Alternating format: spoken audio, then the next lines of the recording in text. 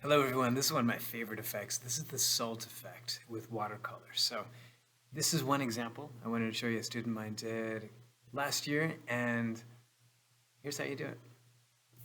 All you need to do is get a piece of paper and mix a very dark color. It could be purple like what I'm using here.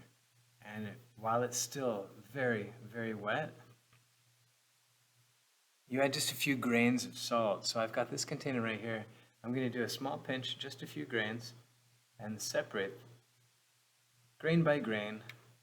When you can start to see something like this, where you've got that little white corona, almost like the outside of a sun during an eclipse, once you've got something like that, you know you've got it right, where that watercolor is going to gather around the salt. The salt's going to become part of it. Then the salt itself is going to repel the color and make these little burst effects.